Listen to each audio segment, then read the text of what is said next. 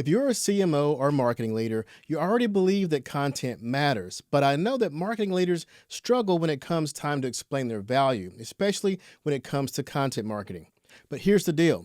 If you can't prove your marketing value, or if the ROI seems weak, it isn't because the content or the campaign was bad, it's because your content marketing is not operationalized or purpose-driven around revenue. Hey, marketing teams are busy.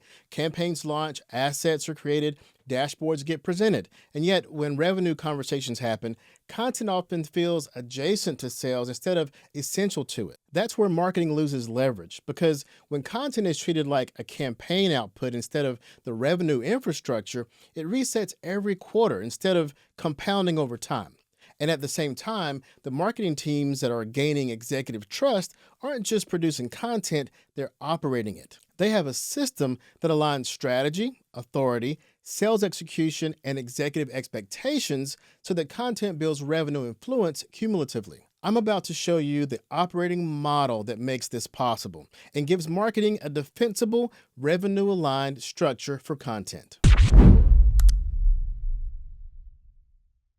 If you lead a marketing team, this is how you move from publishing content to operating revenue infrastructure. The model I'm going to show you is called RevCO.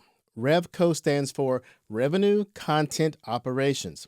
But before we break down the frameworks inside of it, you need to understand what RevCO actually is. RevCO is how marketing operationalizes content marketing to connect it directly to revenue. You may be familiar with the term RevOps or revenue operations. RevOps brings operational discipline and visibility to the revenue process. RevCO, or revenue content operations, brings operational discipline to how marketing connects content to revenue.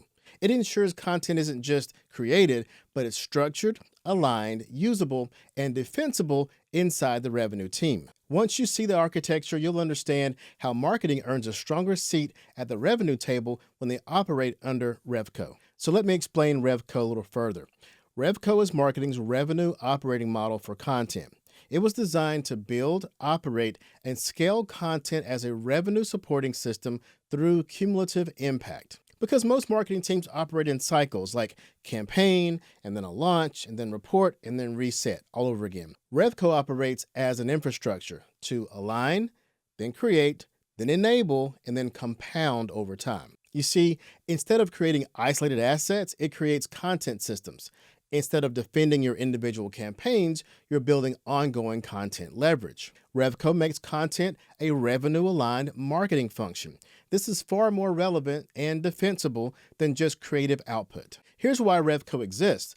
RevCO was developed because marketing faces 4 recurring structural challenges. First is content is created without strategic alignment. In other words, why was it created and how will it be used? Secondly, messaging often lacks authority and differentiation. In other words, who are we to say this and how is it different from our competitor? Third, leadership expects direct attribution when in reality, content influence is very indirect. And finally, sales doesn't consistently use what marketing produces. That wastes more than content. It lessens the perceived value of the whole marketing team. RevCO solves each of those structurally, and that's where the 4 components come in. Now let me get into the 4 components of RevCO. Each framework addresses one specific failure point. Together, they create revenue content operations. The first framework is SOS. SOS provides a strategic clarity before creation. In other words, SOS ensures content is justified before it's even produced. The S in SOS is strategy. Strategy defines the long-term business objective the content is designed to support. Next, the A in SOS is for audience. Audience identifies exactly who the content is for and where they consume it. The U in SOS is for users. Users determine who inside the organization will use the content and how. The C in the SOS framework is contribution. This clarifies how the content contributes to business movement instead of chasing attribution. And then finally, E for execution. Execution establishes how the content will be created, distributed, and reused consistently. Without SOS, content becomes reactive, but with SOS, content is intentional. To go deeper with SOS, there's a full SOS breakdown video linked in the description. Now, the next component of the RevCO model is voice. It's your authority structure. Voice ensures your message carries credible authority. Voice consists of viewpoint, a clear perspective grounded in real experience and observed patterns. O for ownership. That's a real person that can stand behind the message and is accountable for it. The I in voice is insight. This teaches buyers something based on lived outcomes, not aggregated summaries. And then the C is cadence. This means that you can deliver authority consistently so credibility compounds over time. And finally, the E in voice is enablement. Enablement turns authority into usable assets that support sales conversations. Without voice, content blends in. With voice, authority compounds. A link to the voice framework is also linked below. The next RevCO component is ready. This framework ensures that content can do its job inside a real sales conversation. This framework's elements are relevance, that's the first letter, R. Relevance is asking you, is the content tied directly to real buyer decisions, objections, and decision points? Next is E for easy. Is the content accessible by your sales team and shareable without extra explanation or work from sales to locate that content? The A is for answers. Does the content address buying stage evaluation and decision-making concerns? And D, if ready, is de-risk.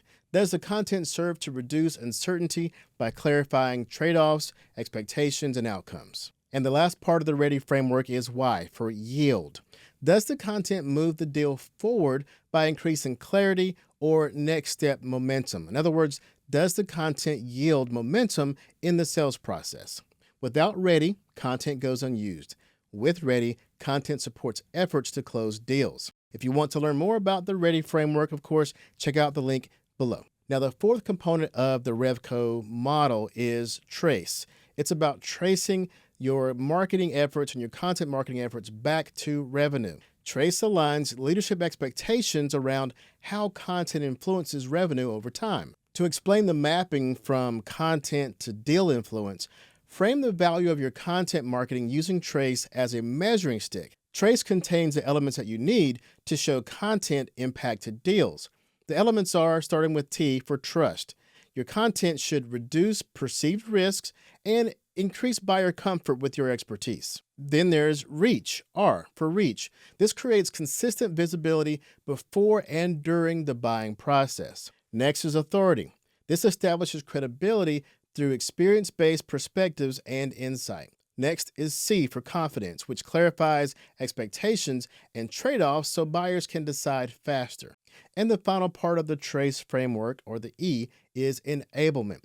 Enablement supports sales execution by reinforcing positioning inside their live deals. Without Trace, content is judged and measured too early. With Trace, content is understood as a cumulative asset that impacts revenue over time and from multiple touchpoints. Like the other frameworks, a more in-depth Trace video is linked below. Now, here's the flow of how all of these RevCO components work together. Sauce decides what content should be created. Voice determines who should carry that content. Ready ensures it works in live sales deals. And Trace explains its cumulative revenue influence to leadership. Remove one and friction returns. Keep all four aligned, and marketing operates content as a revenue infrastructure. RevCO. That's revenue content operations. As a marketing leader, your influence increases when you can connect content to strategy, you can defend its authority, you can show sales adoption of your content, and you can align executive expectations. And this is what RevCO gives you. It gives you a shared language with sales, a defensible model with executives, a system your team can execute, and a structure that compounds value over time. It moves marketing from what did we publish to how does this support revenue. That shift changes how marketing is perceived inside your organization. So let's recap. RevCO is revenue content operations. It is marketing's revenue operating model for content. It gives marketing strategic clarity through sauce, authority structure through voice, sales usability standards through ready, and executive expectation alignment through trace. Together, they transform content from campaign output into revenue-aligned marketing infrastructure. RevCO is the system, Sauce, Voice, Ready, and Trace are the components. If you want to go deeper into each one, the full breakdown videos are linked in the description below. Be sure to subscribe to the channel if you are serious about elevating marketing from content production to revenue impact. And in the next video, we'll continue strengthening the connection between your content and your company's revenue. See you there.